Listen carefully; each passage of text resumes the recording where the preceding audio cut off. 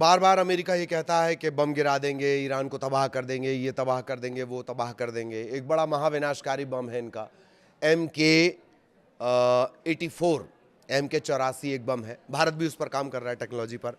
उसे कैसे IRGC ने फुस कर दिया है। बम इतना बड़ा है, उसकी खासियत इतनी ज़्यादा है, इस तरह से फुस कर दिया है कि अमेरिकी अधिकारियों के होश उड़ गए। उन्हें भी नहीं समझ आ रहा है कि ये कैसे कर दिया ईरान ने। ईरान शुरुआत से इस तरह से कर रहा है। आज इसी बम को लेकर बातचीत करेंगे, कैसे ये बम फुस किया गया है, क्यों ये बहुत बड़े झटके की तरह है। लाखों करोड़ों की लागत से एक बम बनता है और उससे फुस कर दिया जा रहा है, ये भी आपको बताएंगे। बड़े अपडेट लेकिन मिडिल ईस्ट से आ रहे हैं, वो भी जान लीजिए। मिडिल ईस्ट का एक बड़ा अपडेट तो ये है कि सीज़ फायर के बावजूद जो दक्षिण लेबनान है वहाँ पर जो इजराइल है उसके हमले जारी हैं। लगातार वो चेतावनी भी दे रहा है, हमले भी कर रहा है। सीज़ फायर के बावजूद उसके हमले जारी हैं। 10 दिन का सीज़ फायर हुआ था, वो अभी भी चल रहा है। तेहरान ने ये कह दिया है, तेहरान मतलब ईरान की तरफ से साफ कर दिया गया है कि अमेरिकी धमकियों के बीच, शैडो ऑफ थ्रेट के बीच कोई बातचीत नहीं होगी। ये कुछ देर पहले, कुछ मिनट पहले का मैं अपडेट आपको बता रहा हूँ अल जज़ीरा के हवाले से।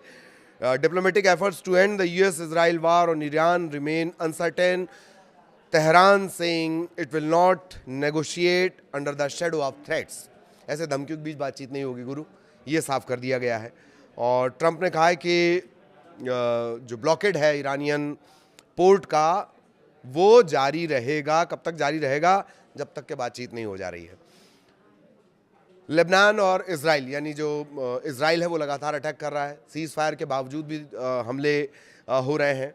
Israel continue to bombard southern Lebanon, और 6 जो लोग हैं वो ज़ख्मी भी हुए हैं, इस तरह की खबरें भी आ रही हैं। ये लगातार वॉयलेशन हो रहा है, इस तरह के आरोप लग रहे हैं। लेकिन कोई फ़र्क तो खैर वैसे भी इजराइल को नहीं पड़ता था और इस बार भी नहीं पड़ रहा है। अब बात करेंगे वो कौन सा ऐसा प्रतापी बम था माननीय ट्रंप का जो फुस हो गया है, उस बम के बारे में जान लीजिए। ईरान बहुत बेहतरीन तरीके से इस युद्ध को, जिस तरह से उसने तैयारियां की, और बहुत बेहतरीन तरीके से वो इस युद्ध को मूव कर रहा है। जब सब ये कह रहे थे कि बस 1 दिन 2 दिन, कुछ घंटे, 1 हफ्ते की बात है, वहाँ 40 दिन खींच लिया ईरान ने। उसके बाद तो खैर सीज़ फायर हुआ है, बातचीत चल रही है। JD वैंस कहाँ, ये क्लियर नहीं हो रहा है, ये कन्फ्यूजन से भरा हुआ है। अमेरिका कभी कह रहा है कि हाँ बातचीत करेंगे, कभी कह रहा है कि नस्तनाबूद कर देंगे अगर डील नहीं मानी गई तो। ईरान ने कहा हम अपनी संप्रभुता से कोई सौदा नहीं करेंगे। गालिबाफ जो है वहाँ के संसद के स्पीकर, वो लगातार वहाँ से मोर्चा संभाले हुए हैं, बड़ा लॉजिकल जवाब देते हैं। अब आ रहे हैं अपन MK-84 बम। तो IRGC ने इसे, इस बम को फुस कर दिया। कैसे कर दिया वो जान लीजिए। लुरिस्तान प्रांत है और 3 जो बम है उनमें धमाका नहीं हुआ था, उन्हें निष्क्रिय कर दिया गया है। इस बम के बारे में भी आपको मैं बताऊंगा। 3 बम थे, उनमें धमाका नहीं हुआ था, उन्हें निष्क्रिय कर दिया गया, डिफ्यूज जिसे आप कहते हैं, डिफ्यूज कर दिया गया। और ये बहुत बड़ी बात है, किसी की बम की तकनीक को समझना और उसे डिफ्यूज कर लेना। इन बम के बारे में भी आपको बता रहा हूँ। IRGC के जो गार्ड्स हैं, यानी रिवोल्यूशनरी गार्ड कॉप्स, इन्होंने दावा किया है कि लुरिस्तान प्रांत में, यानी पश्चिमी ईरान में जगह पड़ती है, 3 अमेरिकी बमों को फटने से पहले निष्क्रिय कर दिया गया है। 21 तारीख को उन्होंने, आज ये जानकारी उन्होंने दी है।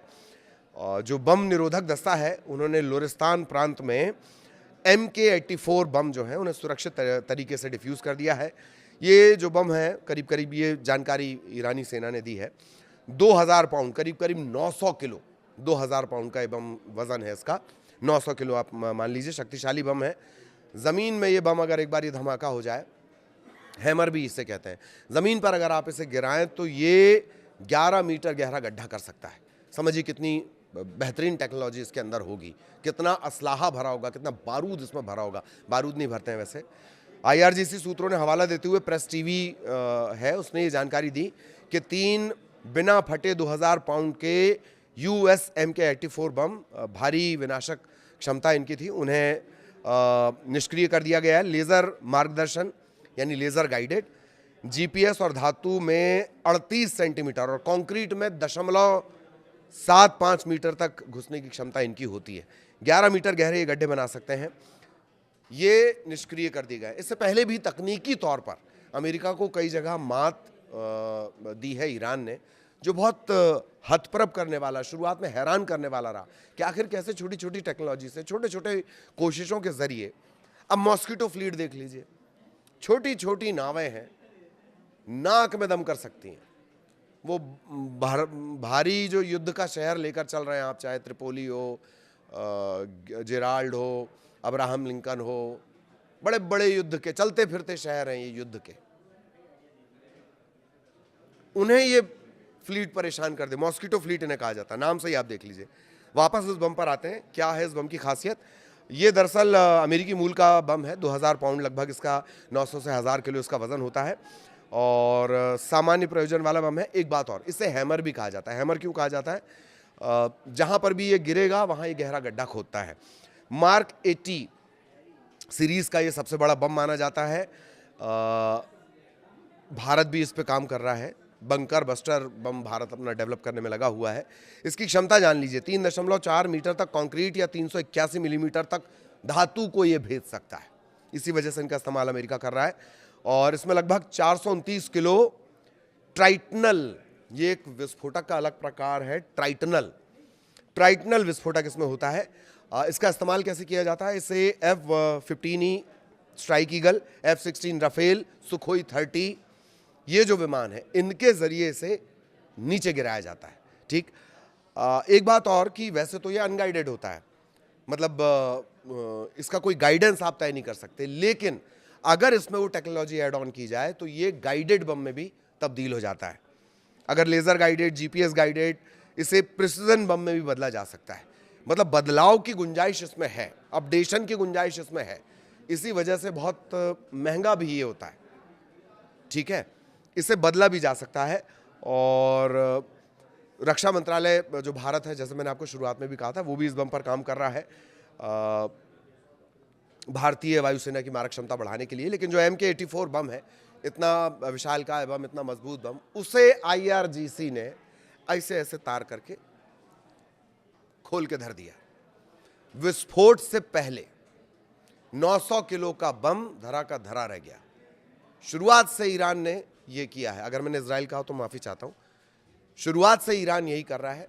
अपनी टेक्नोलॉजी, जुगाड़ टेक्नोलॉजी, आप भारत में अगर आप मुझे सुन पा रहे हैं तो आप समझ ही रहे होंगे, जुगाड़ टेक्नोलॉजी से सुपर पावर को कोई इस तरह से रोके रख सकता है, कई जगह से धकेल सकता है, ये ईरान ने साबित कर दिया है।